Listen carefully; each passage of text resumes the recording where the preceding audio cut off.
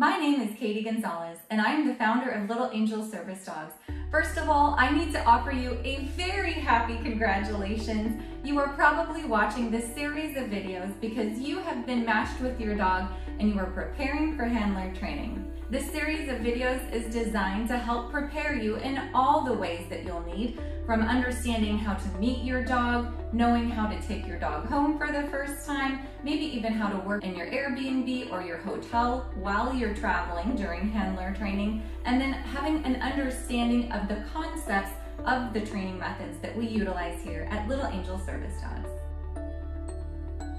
Before I go into the explanation of how you're going to be working with your dog in the bonding session, I think it's important to understand some foundation information, and this is our methodologies here at Little Angel Service Dogs. When we're communicating with the dog, we need it to be in a meaningful, engaging way. And to do that, we need to make sure that they understand what it is that we're asking them to do. One way to look at training is thinking about conditioning. So look at how you are driving a car, and when you get to a stoplight, your foot is ready to hit the gas when the light turns green. If you didn't hit the gas when the light turned green, you need to ask some questions. Why is this happening? What is the background for this? Was there a lack of understanding to move forward? Was it that you were worried about going into the intersection? Maybe there was a health issue that was happening that kept you from hitting the gas pedal if you weren't feeling well. Maybe you were distracted. And if you were distracted, is it because you weren't very excited about getting to the end goal? Weren't really excited about getting to your destination? And if that was the case, maybe we need to get you more excited about getting to your destination. If you're very excited to get to an event, you get to be with a lot of your friends, or maybe this is something you've really been looking forward to for a long time, you probably won't be distracted because you are sitting there and you just cannot wait for that light to turn green. That's what we're looking for in our dogs. We want them to be so excited for the next cue that they are just waiting with anticipation for you to give the cue so that they can perform the behavior that they've been trained to do. So when we're training our dogs, we take ethics into consideration. We don't want to make this an uncomfortable situation for the dog. We want them excited to get to the destination. And one way that we do that is through operant conditioning and classical conditioning, Pavlovian conditioning. These are all terms that you might have heard before, but I'm going to break it down and explain how we get the dog excited about the end goal. One way we do that is through clicker training, or marking the correct behaviors, showing the dog exactly what it is that they're doing, the exact moment that they did the behavior we are asking for, and it becomes very clear to them. We are extremely concise about the exact moment that their tail hit the floor, and that would be the sit. Or we are very exact about the exact moment that their elbow slid onto the ground, and that would be a down. And we're very exact about duration and how long we need a dog to continue doing a down stay. As a service dog that is working in a public setting, that dog has to be able to do a down stay for 1 to 2 hours and not be getting up over and over again, because you can't be distracted and we don't want to distract the public. If a dog clearly understands what is asked of them, and they understand the concepts and they understand the motivation of why they need to be doing the behavior, it's going to happen. You're going to hit the gas when that light turns green. When we're talking about motivation, we're talking about giving the dog treats. It's all about the treats for the dog. They are so excited to play this new game and performing a lot of different behaviors, but we want it to be on a consistent basis. One way that we can show the dog what exact behavior is going to mean that they get a treat is through marking the behavior, either with our words by saying good boy or good girl, or by using something called a clicker. This is a clicker, and this is the bungee that's attached to the clicker. Often this will be attached to your treat bag, and the clicker makes a very novel sound that is unlike my voice. That's what it sounds like to the dog. This is basically like a paycheck. It is not the actual money in your hand or even buying the different things that you want to get, going out and buying your food or buying that next item on Amazon. This is showing the dog that the treat is coming to them. The clicker, or even our voice saying good boy or good girl, only has value because it means the reward is coming. This means you got it right, you win a prize. The difference between using a clicker and using just my voice is that this can be exact every single time, and it does really help us as trainers to transfer the training and the paycheck over to the new handler or to the recipient. You could try to mimic my voice exactly, and these videos will help to prepare you to do that, but it will still be difficult for you to say, good boy, good girl, sit, down, stay, wait, come. All of those commands sound just a little bit different. It is hard to have voice inflection be exactly the same from person to person, but you know what we can make exactly the same from person to person? The clicker. We realize that a big part of the understanding for you coming into handler training is not just about how to reinforce the commands that we have spent years training, but really having an understanding of how we got there in the first place.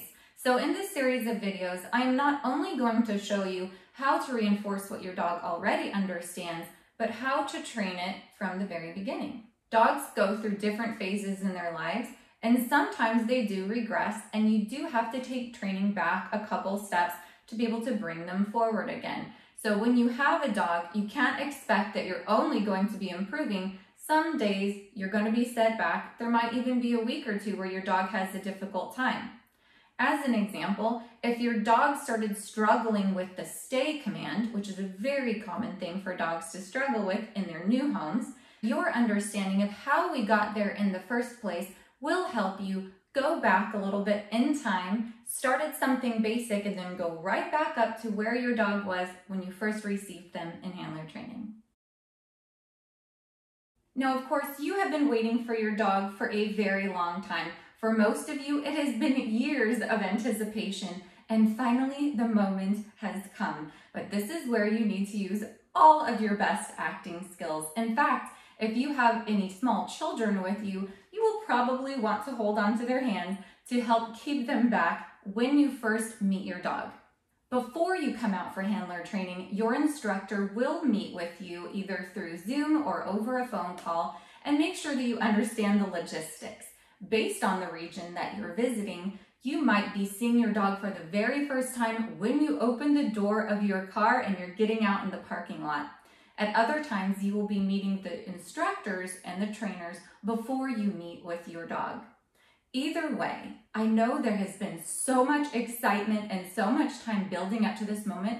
I feel like we should have streamers coming from the ceiling. We should have music playing, maybe even some doves flying up in the background. But the thing is that you need to find your inner calm and act like this is any other dog that you see walking down the street. As a service dog, they have had at least months of training where they have not been permitted to greet different people when they are in the public setting. And so if you come in very excited, tears streaming down your face, shaking with excitement because of course you haven't even slept the night before, the dog might find that a little strange. The first time you're meeting with them, we call this the bonding session, and everything designed in this session is about how to make sure the dog looks to you as the center of their universe. And we want all of that to be very comfortable for the dog. We aren't able to sit down and explain to the dog that they are meeting their destiny today. So at first you are going to be very calm, and then we are going to show you how to engage with your dog in the bonding session. The way to a dog's heart is through their stomach. So the trainer will be making sure that you have a treat bag, which you are going to put on your right side, and then they are going to show you how to hold treats. I'm going to show you a little bit about that today, just to help prepare you, but they are going to make sure that you're holding the treat in the exact position that the trainers have been using with their hands. The treats that we use are very small. They are about the size of a pea or a pencil eraser. And they are designed that way on purpose because we want the dog to eat it, to swallow it, and then be ready to move on to the next treat or the next command or the next cue. They're just basically ready for the next thing. And when we're giving the dog the treat, we want to hold the treat right here at the bend of our first 2 fingers, and we're going to hold our thumb over the treat. That way, if it goes upside down, gravity isn't going to make that treat fall down to the floor. No matter how you move your hand around, the treat's not falling, but when you do give it to the dog, their mouth is going to come in sideways to take the treat. If you were to hold the treat like this at the tips of your fingers, the dog doesn't have any other way to take the treat but then to try to work around your fingertips, and your fingertips will not appreciate that. So we want you to hold the treat right here, and then the dog's going to come in sideways to take it. When it's time for the dog to take the treat, that's when you slip your thumb back out of the way and the dog takes the treat happily. The very first thing we do with a young puppy is we show them how to take a treat from our hand.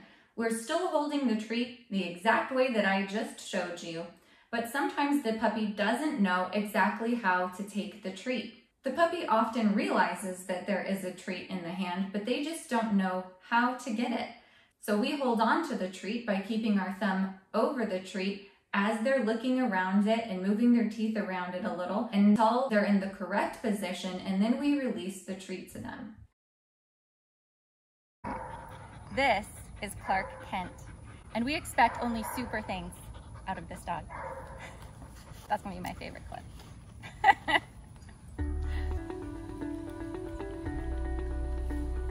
He's getting Cheerios today, as well as some soft dog treats.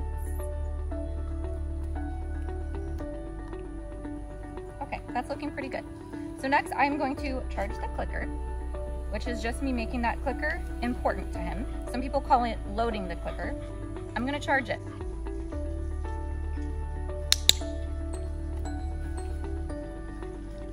A great place to do this is if you are sitting at your desk, you're reading a book, working on the computer, watching television, scrolling through Facebook, and randomly click and give your dog a treat. Because the more space you have between it, the more novel the sound of the clicker is.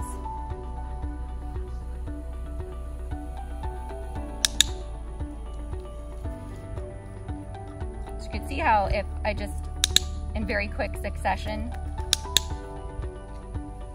click and treat, click and treat, click and treat, it's just noise. So if I wait, it's better.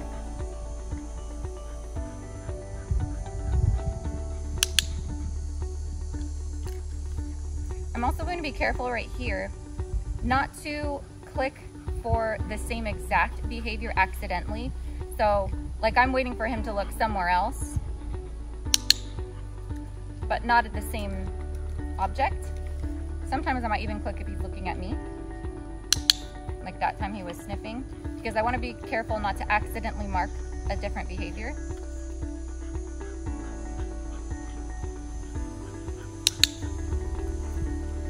I'm just making the click important.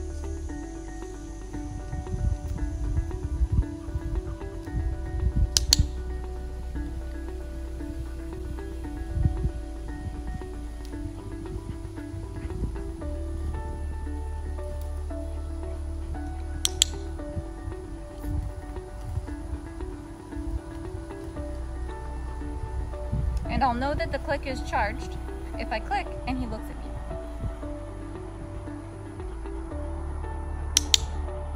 He does not know.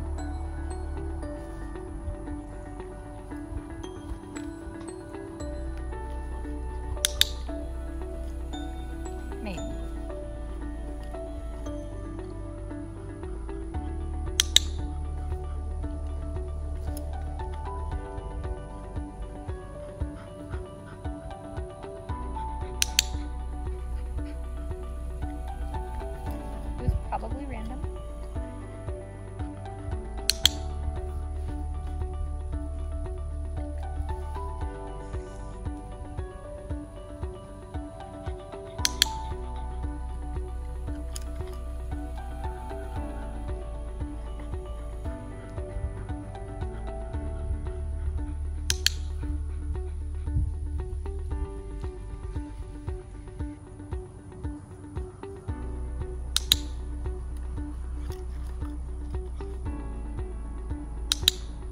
I think he knows what the click means.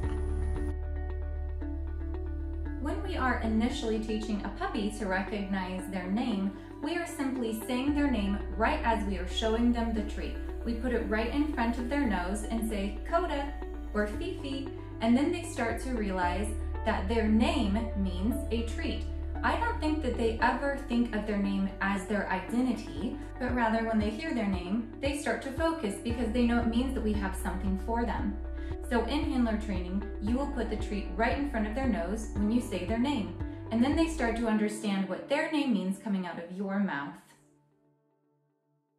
Shortly after we have taught the dog what their name means, then we start adding in another cue. This cue is called touch. With touch, we hold the treat in our hand, keeping it flat, and we move it just a few inches away from the dog. When they follow the treat, we then mark the behavior that they did the right thing by touching our hand with their nose, and we say, "Good dog," and then we release the treat to them. If you were going to use the clicker, you would say their name by putting the treat right in front of their nose and saying, "Coda," then moving your hand just a few inches away, and when their nose touches your hand, the moment that their nose touches your hand, you click, and then you can say, "Good dog," and release the treat. The movement of your hand will progress over time. We always want to start slow and build on that behavior. So in the beginning, the dog is learning that they just need to follow our hand a few inches away to receive the reward, and that's what we're asking for. But over time, we move our hand further and further away into more complicated positions, so we could even get to the point that we are luring a dog around a chair or around our legs, or from the front of us to the right of us, or the right of us to the left of us, under a chair, underneath a desk. You get the point. The idea here is that the dog is learning to follow our hand, and that luring helps us to put the dog into a lot of different positions. And then you start to move the dog with touch. And in the beginning, you are moving your hand just a few inches away, and then you start to step backwards and make big, broad, sweeping movements. One way that I like to explain how you would use touch to completely move a dog's body is similar to how someone would dance with ribbons. If you've ever seen dancers with ribbons, they have a small baton and they might have a 10-foot ribbon attached to the end of it. And if they were just to barely move that baton, the end of the ribbon wouldn't even leave the ground. If they want to make big sweeping movements with that ribbon and have the tail of the ribbon following the baton, they're gonna have to make really big movements through the air to make that baton follow them around. Think of your dog as the ribbon. You want their head to be able to move and their tail to follow. If you make very little movements with your hand, if you aren't moving your feet back and forth, then the tail of the dog is not necessarily going to follow the head because they didn't need to move their rear end at all to get the treat. So you need to make really big sweeping movements. You need to have that freedom of movement to be able to get the dog to move into the correct position that you're asking for. So now I'm going to start luring him to do a touch, and I'm going to click right before he gets the treat. He's still going to put his mouth on the treat. He might try to lick the treat. He's definitely going to be sniffing the treat. He's coming in contact with it, but I'm not going to release it to him until right after I click. Click.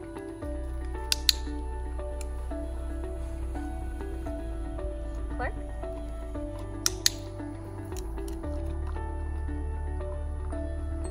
Click.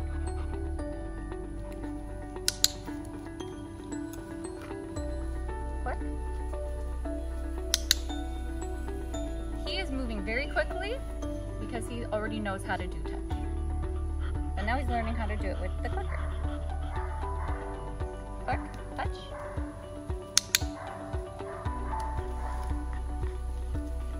Click, touch. Have some Cheerio on your lip. Click, touch.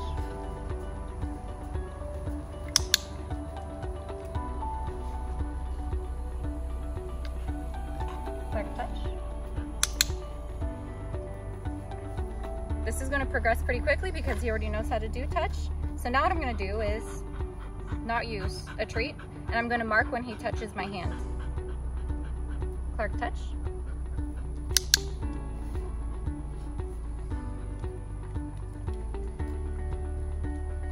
Clark touch.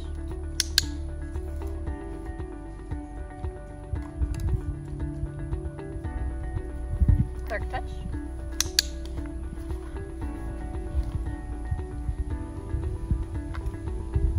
Clark touch.